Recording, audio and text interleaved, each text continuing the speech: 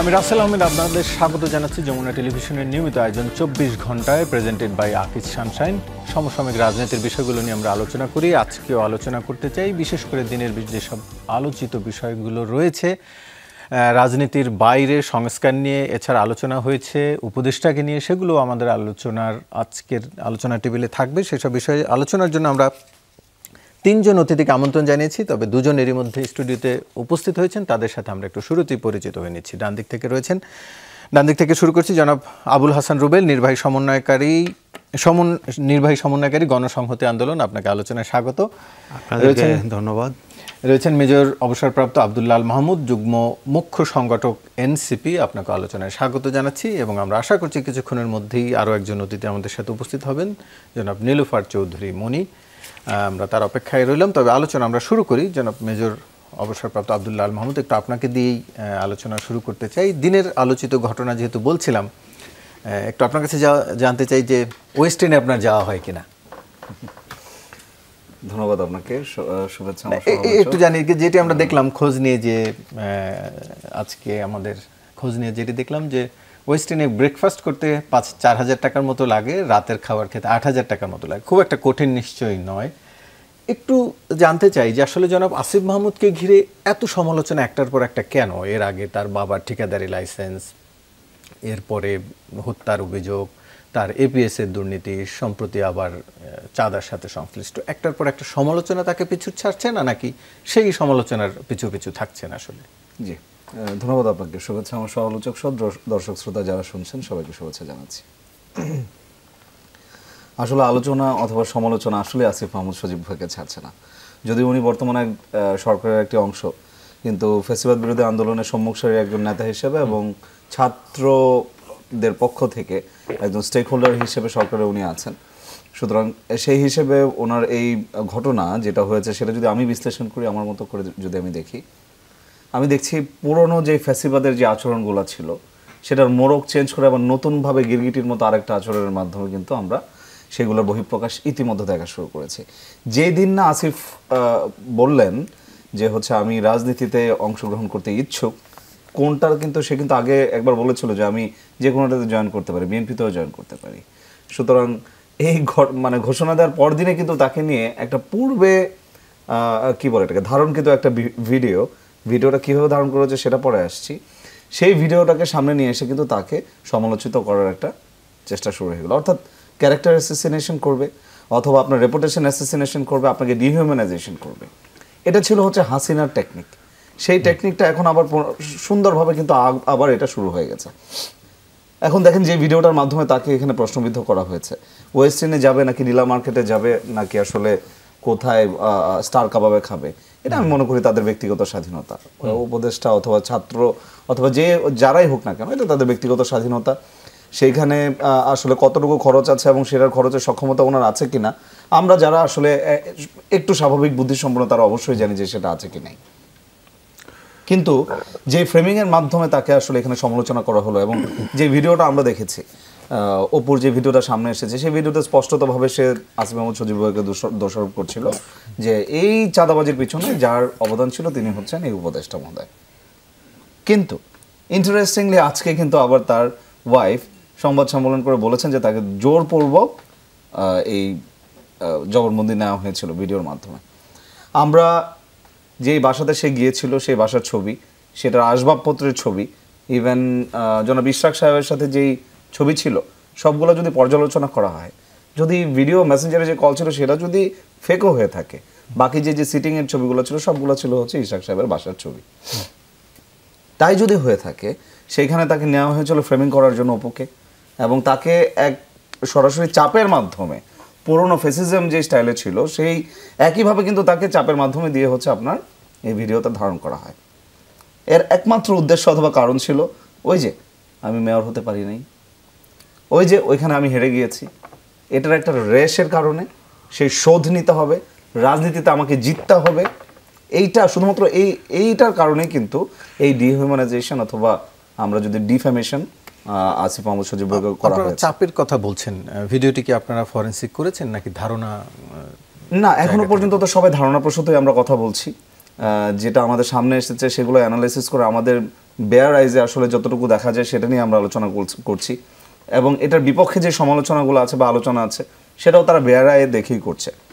সুতরাং ফরেন্সিক করার পূর্ব পর্যন্ত হয়তো আমাদেরকে ওয়েট করতে হবে, যেহেতু পুলিশ বলেছে তারা এখনো পর্যন্ত আছে দুপুরেও।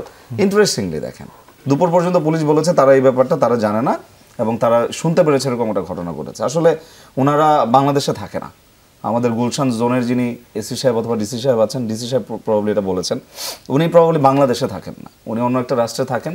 এত একটা গুরুত্বপূর্ণ ভিডিও আকাশে বাতাসে ভেসে বেড়াচ্ছে, বাট ওনাদের দৃষ্টিগোচর হয় নাই। এইটার একটা ইন্ডিকেশন আছে।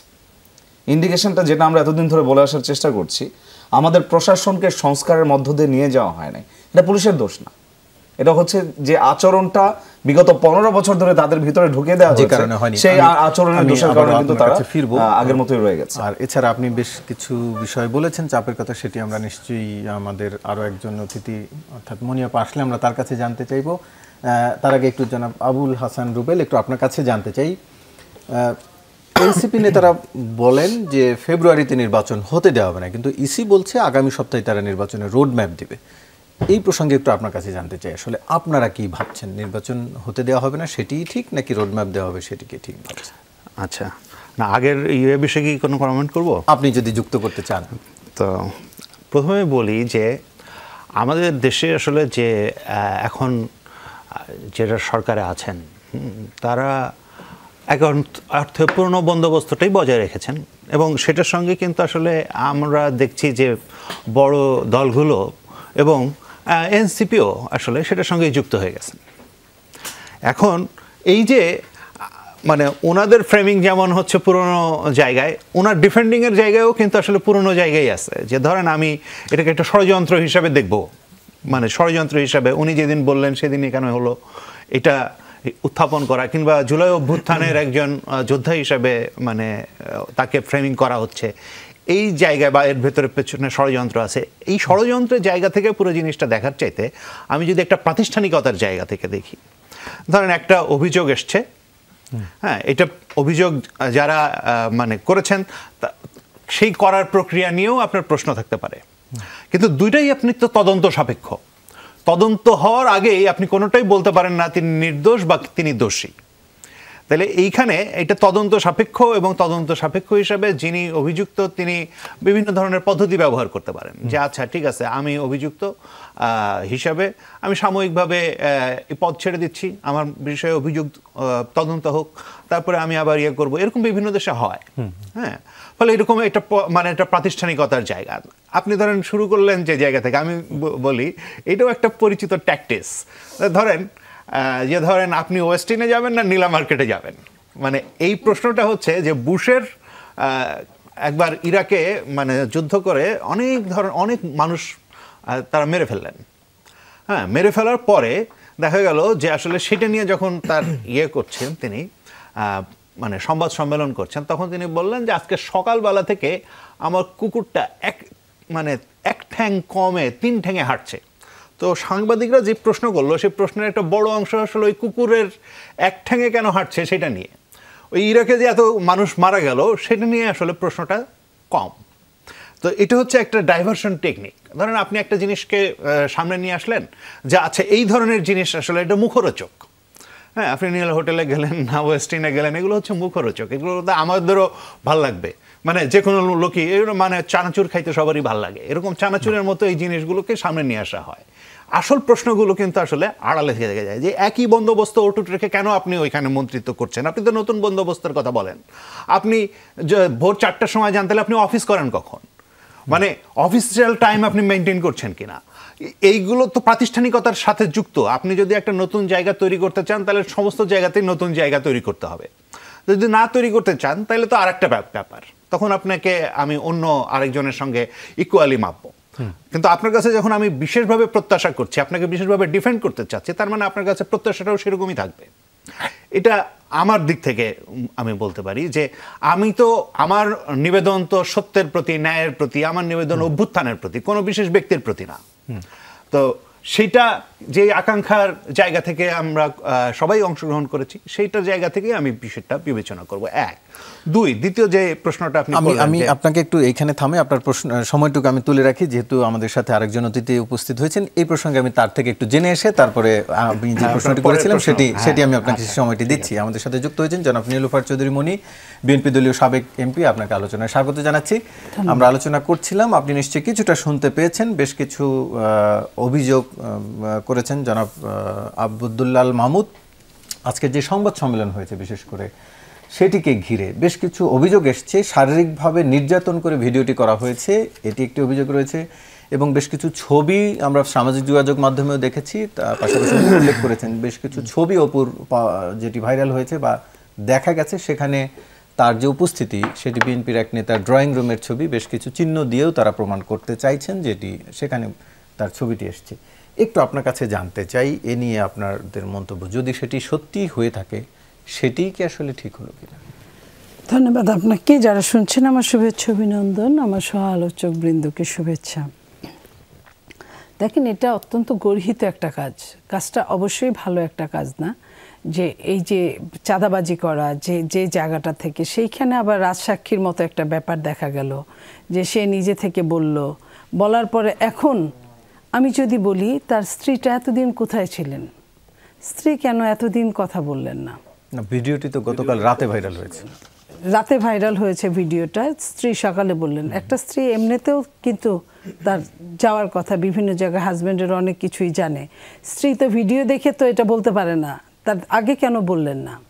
স্ত্রী যদি জেনে থাকেন, জেলখানা থেকে তো স্ত্রীর সাথে সাথে শুনেন নাই। তো এই জায়গাটাই কিন্তু আমার কাছে একটা মানে মিলল না এরকম মনে হচ্ছে। আর দ্বিতীয় কথা হচ্ছে যে আপনার এই যে তার যে সে যে সাক্ষ্যগুলা দিল, সে যে বলল ভিডিওতে, তাকে যদি মার দিয়ে ভিডিও করা হতো তাহলে কিন্তু তার ওইখানে বোঝা যেত। সেটা কিন্তু সেই লক্ষণটা ছিল না। আর দ্বিতীয় কথা হলো যে এইগুলা কিন্তু নতুন কিছু না। এই যে ছেলে মেয়েরা যে কাজগুলো করছে তাদের এখানে কিন্তু অনেক মব, অনেক কিছুই এটা চলমান চলছে এখন, এগুলার আর কিছুই নাই।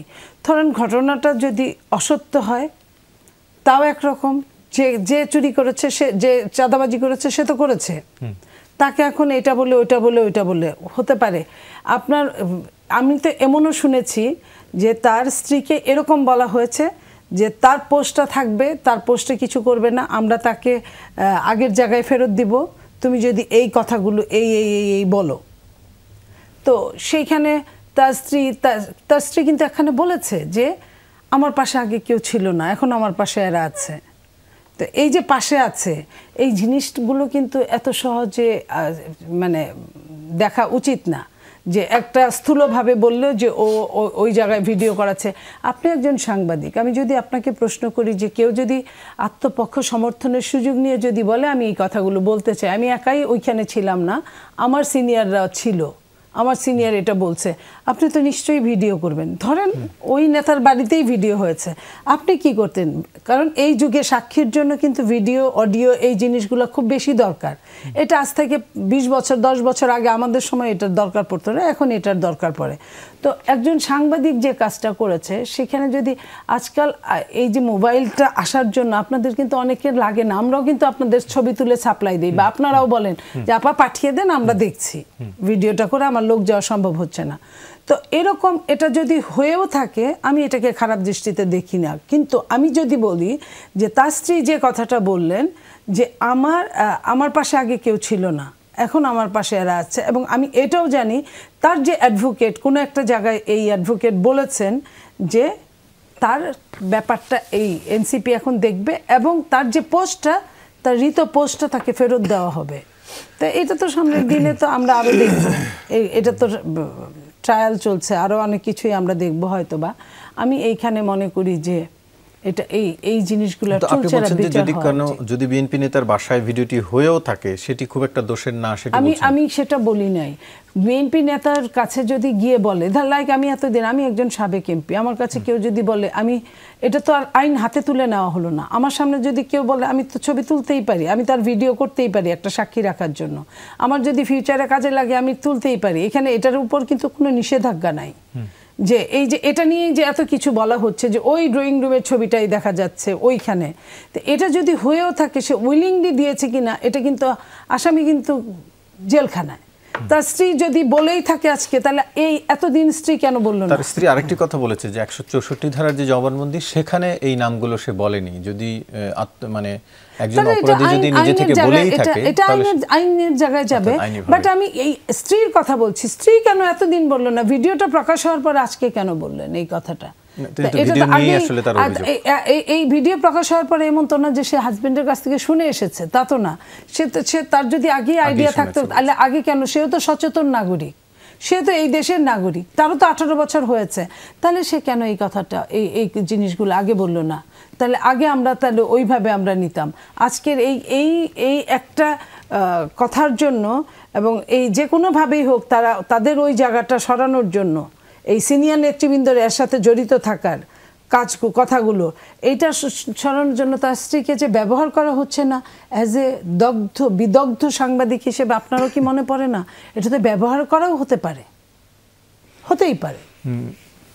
যে আমি একটু আপনার কাছ থেকে জনাব আবুল হাসান রুবেল, আমি একটু ছোট করে আপনার কাছ থেকে জেনে তারপর আমরা একটু ব্রেকে যেতে চাই। এনসিপি নেতারা যে নির্বাচন হতে দেয় এবং ইসি বলছিল, যে প্রশ্নটা আমি রেখেছিলাম, ইসি বলছে যে আগামী সপ্তাহে রোডম্যাপ দেওয়া হবে। ছোট করে একটু আপনার মন্তব্য জানছে, আপনারা কোনটা ভাবছেন, কোনটি হতে যাচ্ছে? কোনটি হতে যাচ্ছে এটা তো আসলে মানে বলা যাবে না। মানে আমি বলতে চাচ্ছি যেটা, যে ধরেন আমরা তো একটা প্রক্রিয়ার ভেতরে আছি। আমরা বলছি যে বাংলাদেশে বর্তমান যে সরকার, সেই সরকারের প্রধান 3টা কাজ, একটা হচ্ছে বিচার, একটা সংস্কার, একটা হচ্ছে নির্বাচন। বিচার, সংস্কার, নির্বাচন, এগুলো মানে বিচারের সঙ্গে আসলে আপনি বলতে পারেন না যে বিচার অমুক দিনের ভেতরে শেষ করতে হবে। বিচার একটা প্রক্রিয়া এবং সেখানে ন্যায় বিচার নিশ্চিত হয়, যাতে সেটা নিশ্চিত করাটাই হচ্ছে সেখানে আপনার প্রধান কাজ। অন্যদিকে একটা সংস্কারের প্রক্রিয়া আসলে চলছে, জুলাই সনদের একটা কপি আমরা গতকালকেই দেওয়ার কথা ছিল, বিভিন্ন কারণে হয়তো দেওয়া যায় না, আজকে বা কালকের ভেতরে সেটা আসবে। সেটা বাস্তবায়নের প্রক্রিয়া কি হবে সেটা নিয়েও আলোচনা হবে। এবং সেক্ষেত্রে আমরা একটা গুরুত্বপূর্ণ জায়গা দেখি, সেটা হচ্ছে যে নির্বাচন সেই বাস্তবায়নের প্রক্রিয়ারও একটা অংশ। ফলে এগুলো সবই আসলে পরস্পর বিচ্ছিন্ন কোনো বিষয় না। একটা যেভাবে বলা হচ্ছে যে নির্বাচন, এটা না হলে নির্বাচন হতে দেওয়া হবে না, ওটা না হলে নির্বাচন হতে দেওয়া হবে না, আমার কাছে মনে হয় যে এইভাবে পরস্পর বিরোধী করাটা এটা একটা বিপজ্জনক প্রবণতা। এবং এই জায়গা থেকে যদি আমরা একটা জায়গায় আসি যে নির্বাচনী প্রক্রিয়া যে একটা গণতান্ত্রিক প্রক্রিয়ারও অবিচ্ছেদ্য অংশ এবং গণতান্ত্রিক উত্তরণের জন্য এটা জরুরি, তাহলে নির্বাচনটা কিভাবে হবে সেটা বরং একটা আলোচ্য বিষয় হতে পারে। এবং এই যে একটা সংস্কার বাস্তবায়নের জন্য যদি একটা সংস্কার পরিষদের বা সংস্কার সভার নির্বাচন আকারে সেটা হয়, সেক্ষেত্রে এবং সেটা যদি একইভাবে নিয়মিত যে সরকার পরিচালনা সেটাও করে, তাহলে যেটা হতে পারে যে আসলে এই পুরো জিনিসটাকে আসলে একটা জায়গায় আমরা চিন্তা করতে পারি যে আসলে এই প্রক্রিয়ার ভেতর দিয়ে বাংলাদেশ একটা নতুন গণতান্ত্রিক পুনর্নির্মাণের দিকে যাচ্ছে, সেইটার একটা প্রক্রিয়া হিসেবে এটা হতে পারে। এবং আমরা মনে করি যে জনগণকে বাইরে রেখে আসলে কোনো ধরনের সংস্কার, কোনো ধরনের মানে কোনো কিছুই আসলে শেষ পর্যন্ত টেকসই হবে না। এবং জনগণের সম্মতি খুবই গুরুত্বপূর্ণ, ফলে জনগণের সম্মতির ভিত্তিতেই আসলে এখানে সমস্ত সংস্কারগুলো হতে হবে। জনাব আব্দুল্লাহ মাহমুদ, একটু আপনার কাছে জানতে চাইব, জাতীয় নাগরিক পার্টির মুখ্য সংগঠক নাসিরউদ্দিন পাটোয়ারির উদ্দেশ্যে বিএনপির জ্যেষ্ঠ যুগ্ম মহাসচিব রুহুল কবির রিজভী বলেছেন, এনসিপির এক নেতা নির্দ্বিধায় বলে গেলেন ফেব্রুয়ারিতে নির্বাচন হবে না। হাসিনার যে টোনে কথা বলতেন সেই টোনটাই আপনার কণ্ঠ থেকে বেরিয়ে এসছে। আপনারাও কি তেমনটা হতে চাইছেন কিনা সেটি আমি জানবো, তবে তার আগে আমি একটু বিরতি নিয়ে আসি। দর্শক, ছোট্ট একটু বিরতির পর ফিরছি, সঙ্গেই থাকুন। আবারও স্বাগত, দেখছেন 24 ঘন্টা আলোচনা। ফিরছি। জনাব আব্দুল্লাহ মাহমুদ, একটু আপনার কাছ থেকে জানতে চাই যে এনসিপি কি আসলে শেখ হাসিনার টোনে কথা বলতে শুরু করেছে কিনা, যে হতে দিব না, এটা করব না? না, ভালো এই কোয়েশ্চেনটা, মানে এরকমভাবে আসবে আমি চিন্তা করি না, but then this is very important. আপনি যেটা বলেছেন, যেহেতু আমাদের শ্রদ্ধেয় রুহুল কবির রিজভী সাহেব উনিও বলেছেন যে হাসিনা টোনে কথা বলছে কিনা, আমরা আসলে হাসিনার টোনে কথা বলছি না, আমাদের কথার টোনটা হচ্ছে যেন হাসিনার মতো যেন আর কোনো হাসিনা যেন বাংলাদেশে ফেরত না আসতে পারে, সেটা বলার জন্য, সেটা যদি বোঝানোর জন্য মৃদু ভাষায় কথা বলে যদি হয়ে যায় ফাইন। সেটা কথা বলার জন্য যদি ভয়েসটাকে হার্ট করতে হয়, বেয়াদবি না হার্ট করতে হয়, সেটাও আমরা করতে প্রস্তুত। সেটা স্টাবলিশ করার জন্য হাসিনার মতো অন্য কেউ যেন না আসতে পারে, সেটা স্টাবলিশ করার জন্য যদি রাস্তায় আসতে হয় এবং রক্তচক্ষু এবং চোখ দিয়ে যদি রক্ত মানে গড়িয়ে বের হইতে হয়, সেই পর্যায়ে যাওয়ার জন্য কিন্তু আমরা প্রস্তুত। আমরা কোনোভাবে আসলে যে বিপ্লব এবং শহীদের মধ্য দিয়ে আসলে এই গণঅভ্যুত্থান হয়েছে, সেটা স্পিরিটকে আমরা ধ্বংস হইতে দিব না। এখন দেখেন আপনি, এই সরকারের ম্যান্ডেট ছিল কয়টা? ফার্স্ট অ্যান্ড ফরমোস্ট ওয়াজ বিচার, শহীদ যারা হয়েছে তাদেরকে খুনের বিচার। সেকেন্ড হচ্ছে আমার সংস্কার, থার্ড হচ্ছে আমার নির্বাচন। এখন আপনি প্রথম যে দুইটা ছিল সেটার দিকে আপনি কর্ণপাত করছেন। আপনি বলবেন যে সংস্কার একটা দীর্ঘ প্রসেস, সংস্কার নিয়ে ঐকমত্য কমিশন কাজ করছে and everything, still it is pending. আমরা যদি বলেই থাকি যে এখন ধরেন খসড়াটা দিবে, জুলাই সনদের কি আসবে না আসবে, সেটা এই অগাস্ট মাসেই তারা বলছে যে একটা ডায়ালগ প্রসেসের মধ্য দিয়ে সনদের মধ্যে কি উল্লেখ থাকবে না থাকবে সেই জিনিসটা ফাইনালাইজেশন করে সেটা কার্যকর করবে। তাই যদি হয়ে থাকে, এই সংস্কারটার কি হচ্ছে বা কি আদলে আসবে সেটা আমরা কনফার্ম না করে তাড়াহুড়া করে আমাদেরকে নির্বাচনের ডেট ঘোষণা করতে হইল। বিচারিক প্রক্রিয়া, বিচার লম্বা প্রসেস, এই কথা শুনতে শুনতে না আমরা I personally don't take it. সব কিছুর একটা প্রসিজিয়ার আছে। এখন বলতে পারেন যে ভাই বিচারের সময় এটা আসবে ওইটা আসবে, একটা বিভিন্ন ইভেনচুয়ালিটি আসবে, এভরিথিং ফাইন। কয়টা কোর্ট হয়েছে? একটা আইসিটি ট্রাইব্যুনাল। 5টা আইসিটি ট্রাইব্যুনাল না কেন? কোনো আইন কি আমাদেরকে বাধা দিচ্ছে 5টা আইসিটি ট্রাইব্যুনাল করতে? না। আপনি 5 আগস্টের পর থেকে অদ্যাবধি পর্যন্ত আপনার শুধুমাত্র চিফ প্রসিকিউটর বাদে রাষ্ট্রের বিচার বিভাগ এবং আইন বিভাগ থেকে দায়িত্বশীল কেউ এখনো পর্যন্ত যে শহীদ হয়েছে সেই শহীদদের বিচার, তাদেরকে যারা খুনি, সেই খুনিদের বিচার কিভাবে হবে, কোন পর্যায়ে আছে, এটা কতদিন সময় লাগতে পারে, সুষ্ঠুভাবে গেলে বর্তমান প্রসেস অনুযায়ী গেলে কতদিন সময় লাগতে পারে, 100% নট দ্যাট এই সময়ের মধ্যেই হয়ে যাবে, একটা টেন্টেটিভ টাইমলাইন আসে নাই এবং তারা কথাও বলে নাই। বলছে এটা একটা লম্বা প্রসেস বা এটা একটা প্রসেসের মধ্য দিয়ে যাবে। লাইভ টিভি শোতে দেখছে, হোয়াট ফান। আমি লাইভ টিভি শোতে দেখা আসলে কি করবো? What do I understand by the terminologies of law and everything? আমি তো জানি না, টার্মিনোলজির সাথে আমি পরিচিত না, আমাকে এই লাইভ দেখানোর দরকার নাই। তো একটা ট্রাইব্যুনাল যাবে, আপনারা 5টা ট্রাইব্যুনাল করেন, আপনারা যারা শহীদ হয়েছে তাদের পরিবারের সাথে কথা বলেন, তারা বিচার চায়। আমার যদি আজকে সন্তান মারা যেত, আমি যদি আজকে মারা যেতাম, আমার বাবা মা তো চাইতো যে আমার বাবার নির্বাচন চাইতো, যে নির্বাচন হোক, দেশের ভালো হবে। আরে ভাই, পরিবার কেন্দ্রিক যারা থাকে তারা এই দেশের ভালোর কথা পরে চিন্তা করবে। যার সন্তান হারা গেছে উনি চাবে যে তার সন্তান হারিয়েছে, উনি সেটার বিচার হোক। কিন্তু বিচারটা আসলে এত তাড়াতাড়ি সম্ভব ভাই, বিচার তাড়াতাড়ি সম্ভব না, that I understand, but what I am saying is, আপনি যখন এই ডিসেন্ট্রালাইজেশনটা করতেন, একটার জায়গায় 4টা ট্রাইব্যুনালও যদি আপনি করতেন, ওইখানে ম্যান পাওয়ার যদি আপনি এক্সট্রা অ্যাড ইন করতেন, এখন দুটি হয়েছে। তো আমাদের অনেক আইনজীবী আছে, অন্যান্য দলেরও অনেক আইনজীবী আছে, সবাই কিন্তু এখানে ট্যাগিং হইতে পারে। কারণ এই বিচারের সাথে আমরা তো সব দল ঐক্যমত। এখানে তো কেউ ট্যাগিং বা পলিটিক্স তো করবে না। কেন সরকার এটা করে না? কিন্তু বিএনপি তো বলছে না যে বিচার তারা করবে না। না। আমি তো বিএনপির কথা বলছি না। তাহলে আপনারা অনিশ্চয়তা কেন আছেন? বিচার তো হবে না, বিচার হবে। আপনি দেখেন, বিচার হবে একটা জিনিস, কিন্তু বিচারটা হচ্ছে এবং এইটা চাক্ষুষ আপনি দেখতে পাচ্ছেন সেটা অন্য জিনিস। আপনি নর্মাল সময় একটা সরকার যখন ফল করে, দ্যাটস সেপারেট ইস্যু। আপনি গণঅভ্যুত্থানের মধ্য দিয়ে 15 বছরের একটা ফ্যাসিজমকে যখন আপনি রাস্তায় টেনে হিস্ট্রি নামিয়ে ফেলে দিয়েছেন, তখন আপনার কিন্তু একটা ওন ডিরাইভেশন থেকে আপনার একটা চাহিদা থাকবেই যে আমি এটার বিচারটা দেখব।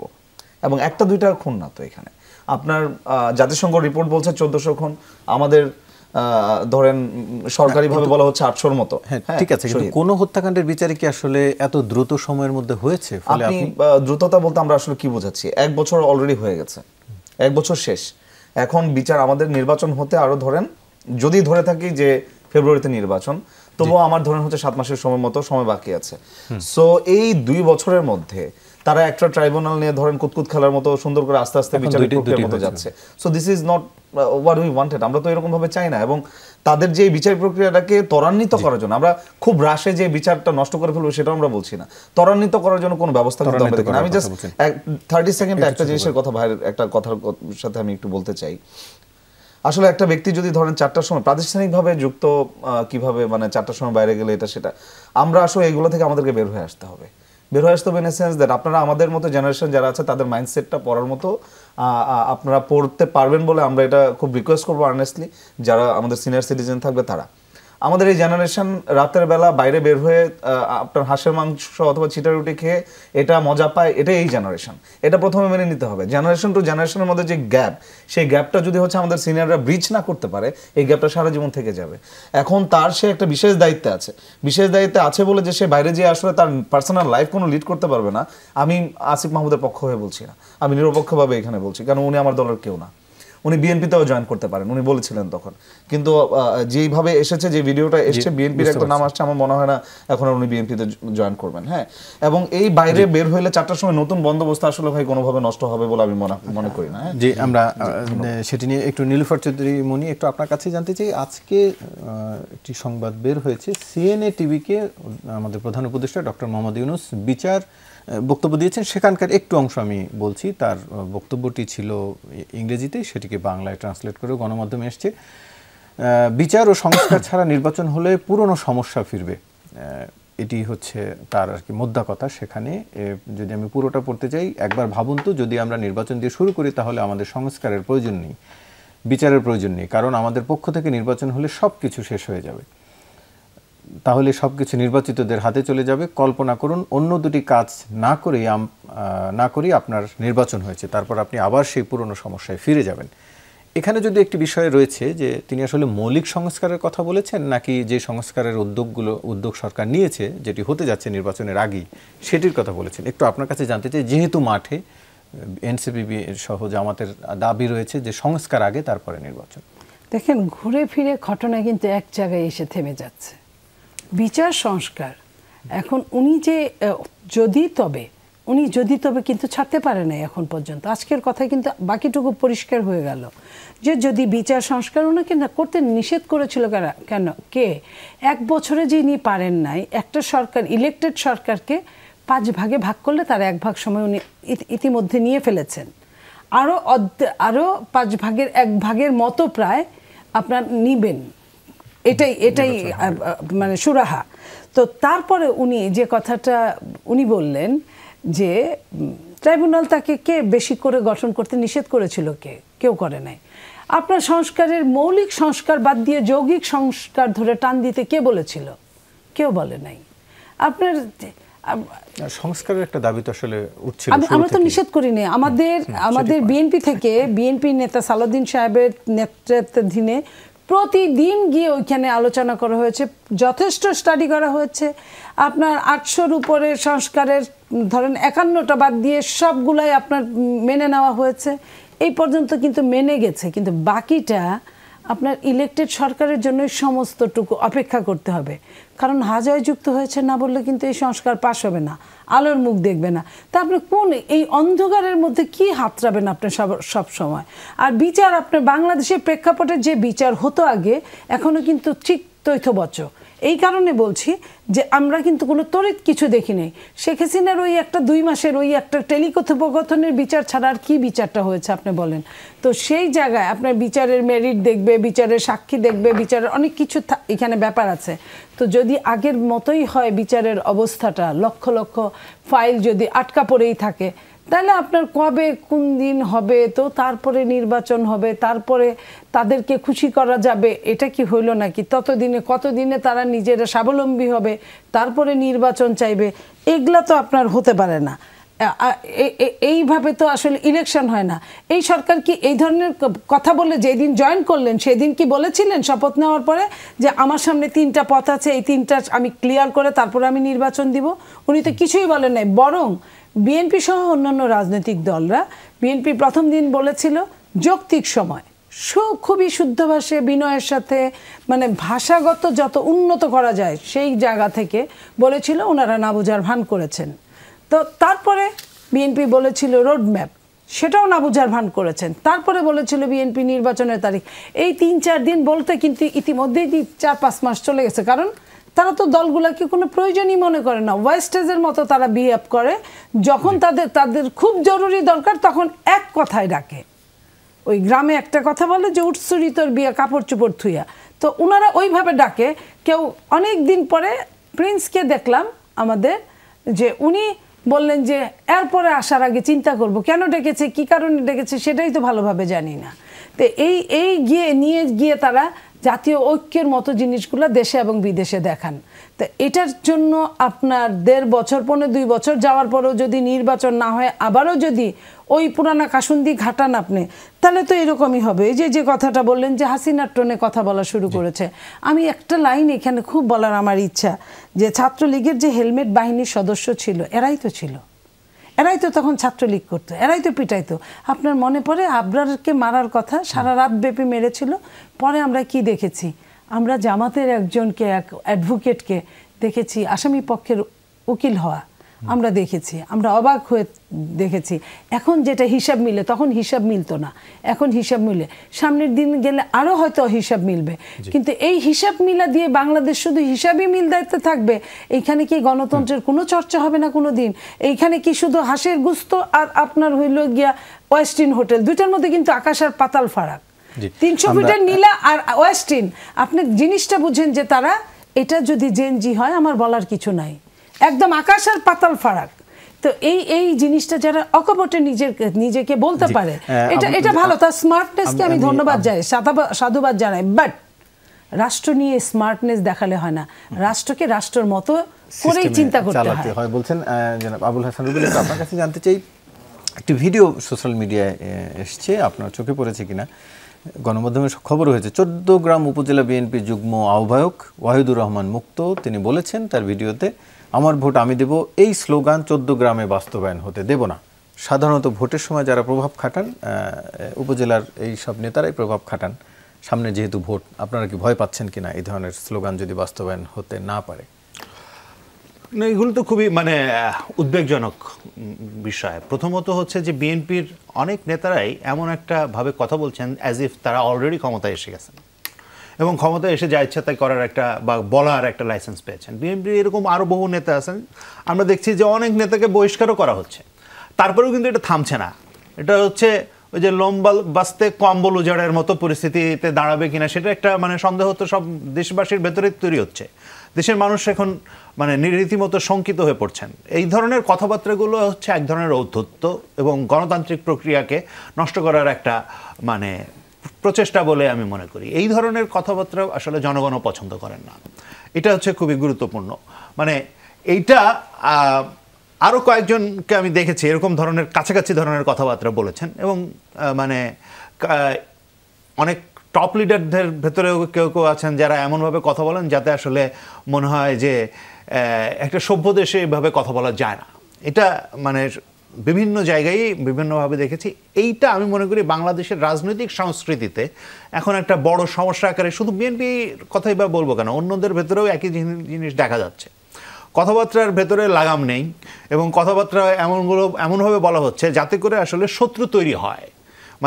একটা জিনিস হচ্ছে যে রাজনীতিকে শত্রু এবং মিত্রে বিভক্ত করে এবং অন্যদেরকে আদার বানিয়ে এমন একটা পরিস্থিতি তৈরি করা হচ্ছে যেটা গণ অভ্যুত্থানের ভেতর দিয়ে জনগণের যে ঐক্য গড়ে তুলে উঠেছিল সেটাকে আসলে ভেঙে ফেলা হচ্ছে। ভেঙে ফেলে এমন একটা জায়গায় আমি একটা আলাদা আইডেন্টিটি নিচ্ছি, সে একটা আলাদা আইডেন্টিটি নিচ্ছে এবং এইভাবে আসলে পুরা, আমি একটা কথা বলি অনেকবার যে গণ অভ্যুত্থানের অনেকেই পিতৃত্ব দাবি করছেন, কিন্তু গণ অভ্যুত্থানের দরকার ছিল একটা মাতা যিনি সবাইকে ঐক্যবদ্ধ রাখবেন।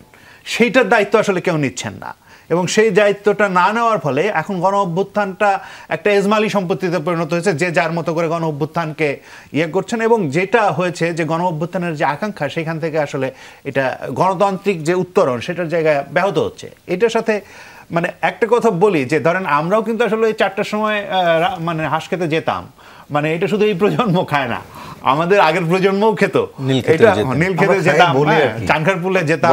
এগুলো হয় কি যে এগুলো হচ্ছে ছাত্র জীবনে হয়। হ্যাঁ, আপনি যখন একটা দায়িত্বশীল পদে যাবেন তখন আসলে এই জিনিসগুলো করা যায় না কেন সেটাও আপনি জানেন। আপনি এরকম নিশ্চয়ই কাজের ভেতর দিয়ে অভিজ্ঞতা থেকে এটা জানেন। ফলে এইটা আসলে তর্ক হিসেবে আমরা ওই প্রজন্ম বুঝতে পারছি না, এইটাকে এই তর্ক হিসেবে আমি নিচ্ছি না। ঠিক আছে, এইটা হচ্ছে আমি মনে করি যে আসলে একটা জায়গা আমাদেরকে নিশ্চিত করতে হবে যে দেশে আসলে যে ধরনের রাজনৈতিক সংস্কৃতি গড়ে উঠছে এর ভেতরে আমি আরেকটা জিনিসকে খুবই সিগনিফিক্যান্ট মনে করি যে এটা কিছুটা বুদ্ধিজীবীদের ভেতর থেকেও কিছুটা আসছে যে ধরেন পার্লামেন্টারি ডেমোক্রেসি জিনিসটাই আসলে এমন যে এইটাতে আসলে জনগণের কোনো অধিকার হয় না, এইরকম যে তত্ত্বগুলো দেওয়া হচ্ছে সেটা মানে যেখানে দেওয়া যায় সেখানে দেওয়া যায় যেখানে আসলে পার্লামেন্টারি ডেমোক্রেসির একটা বিশাল হিস্ট্রি আছে। বাংলাদেশে যেখানে এখনো পর্যন্ত আপনার কোনো ধরনের মানে আপনার ভোটের ব্যবস্থায় আসলে বহু বছর ধরে নাই, সেইখানে যদি আপনি হঠাৎ করে এই তত্ত্ব দিয়ে ফেলেন তাহলে আসলে খুব বেশি আসলে মানে দেশকে এগিয়ে নেওয়ার পক্ষে আপনি কাজ করছেন এটা বলা যাবে না। ফলে এই জায়গাগুলো আপনি অবশ্যই একটা নির্বাচন গুরুত্বপূর্ণ এবং নির্বাচনের ভেতর দিয়ে যাতে জনগণের অধিকার প্রতিষ্ঠিত হয় সেটা নিশ্চিত করার জন্য আমাদের যা মানে যা করা দরকার সেটার জন্য যে সংস্কার যে বিচার এগুলো করতে হবে আমাদের অবশ্যই। আমরা আলোচনা আবারও ফিরবো, তার আগে একটি বিরতি নিয়ে আসি। দর্শক, ফিরছি কিছুক্ষণের মধ্যেই, সঙ্গে থাকুন।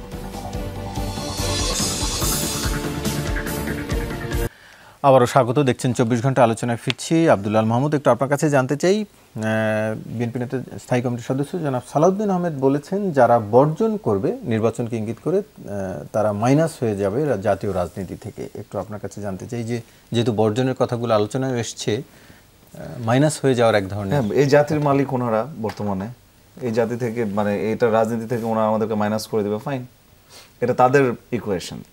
এটা নিয়ে যদি ওনাদের রাতে ভালো ঘুম হয় তাহলে তো ভালো, আসলে আমরা অ্যাটলিস্ট তাদেরকে একটু প্রশান্তি দিতে পারছি। ব্যাপারটা তো সহজ না। কেন বলছি সহজ না? আমরা বলছি না নির্বাচন আমরা চাই না, আমরা বলছি অবশ্যই নির্বাচন চাই। নির্বাচনের মাধ্যমে একটা সুষ্ঠু গণতান্ত্রিক প্রক্রিয়ার মাধ্যমে দেশের যে বিগত দিনের যেই সমস্যাগুলো ছিল সেটার উত্তরণ হবে। কিন্তু তার পূর্বের যে কাজগুলো ছিল, যে ডায়ালগ প্রসেসগুলো ছিল, সেইগুলোকে হঠাৎ করে বাদ দিয়ে অথবা সেগুলোর কোনো স্পষ্ট কোনো রূপরেখা আমরা না দেখে সেটা আমরা চাই না। আমরা প্রথম থেকেই বলে আসছিলাম গণপরিষদ নির্বাচনের কথা। আচ্ছা, আপনি দেখেন, গণপরিষদ নির্বাচনের কথা বলতে গেলে বলে গণপরিষদ নির্বাচন কেন হবে, এটার যেই সংবিধানের যেই অ্যামেন্ডমেন্টগুলো প্রয়োজন, যেই অনুচ্ছেদগুলো আমাদের ঠিক করা প্রয়োজন সেগুলো নেওয়া হবে, সেগুলো ঠিক করলেই হয়। এখন আপনি তো যখন জাতীয় সংসদ হবে তখন তো সংসদ তো আসলে অ্যামেন্ড করতে পারে, নতুন সংবিধান তো আর সংসদ করতে পারবে না। এখন একটা নির্বাচিত সরকার যখন আসে, পুরো একটা সংবিধানকে অ্যামেন্ড করবে কি করবে না এই ম্যান্ডেট নিয়ে একটা কাজ করা ইজ ভেরি টাফ। ওনারও তো সময়ের ব্যয় হচ্ছে সেই সময়, রাইট? আমরা বলেছিলাম যে এই নির্বাচন যেটা, সেটা গণপরিষদ নির্বাচন হোক, এবং এই গণপরিষদের নির্বাচনে যারা উঠে আসবে তারাই হচ্ছে পরবর্তীতে আইনসভা গঠন করবে। সিম্পল, একটার মাধ্যমেই কিন্তু দুইটা কাজ হয়ে যাচ্ছে। এখন সংবিধানের পরিবর্তন কেন প্রয়োজন? যেই সংবিধান আমরা স্টাডি করে যেটা পেয়েছি, আপনারা আরও যদি ভালো থাকেন, জেনে থাকেন আমাকে কারেক্ট করবেন বা অ্যাড করতে পারেন, আমার সংবিধান হয়েছে 8 মাসে। মুক্তিযুদ্ধের পরে এই সংবিধান রচিত হয়েছে 8 মাসে, ভারতের কনসালটেন্সি নিয়ে আমার সংবিধান হয়েছে। আমার প্রতিবেশী রাষ্ট্র ভারত, যে কিনা কখনো আমার ভালো চায় না, আমরা এখন জানি আমার ভালো চায় না, তখন হয়তো বা কীভাবে জানতাম আমি জানি না, 1971 সালের ঘটনা। একটা সংবিধান রচনা করতে গেলে রাজনৈতিকভাবে যারা রাজনৈতিক নেতৃবৃন্দ যারা আছে তারা একটা স্টেক হোল্ডার, সাধারণ জনগণ একটা stakeholder, subject matter expert যারা আছে তারা একটা স্টেক হোল্ডার। সেই সময় 1971 সালের পরবর্তী সময়, মানে 72 সালে যখন সংবিধান প্রণয়ন কমিটি হয়, তারা শুধুমাত্র রাজনৈতিক দল মিলে এই সংবিধান রচনা করেছিলেন। সুতরাং, এবং কনসালটেন্সিটা এসেছিল ভারত থেকে। আমরা এই অল্প সময়ের মধ্যে শুধু একটা স্টেক হোল্ডার নিয়ে সেই সংবিধানটা রচনা করেছি।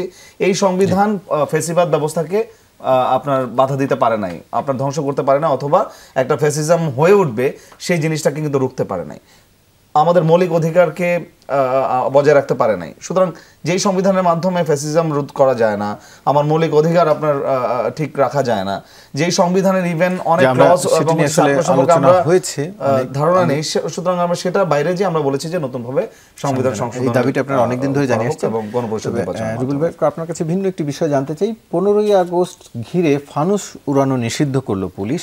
আমরা সাধারণত দেখি যে বিজয় দিবস, পয়লা বৈশাখ এসব দিনে এই ধরনের একটি নির্দেশনা আসে। 15ই আগস্ট ঘিরে আসলে এই নির্দেশনা আসার কি কারণ বলে মনে করেন? 15ই আগস্টে ফানুস উড়ানো বন্ধ করেছে। 15ই আগস্টে ফানুস উড়ানোর মানে বিষয়টা কি, মানে আমি এটা প্রথমত জানি না। হ্যাঁ, সেটা আসলে জানি না, কিন্তু পুলিশের পক্ষ থেকে এরকম নির্দেশনাটি আসছে। 15ই আগস্ট উপলক্ষে কেন ফানুস উড়ানো হবে? এটা তো ধরেন প্রবরণা পূর্ণিমা কিংবা এই সমস্ত ক্ষেত্রে করা হয়, এটা আমি জানি।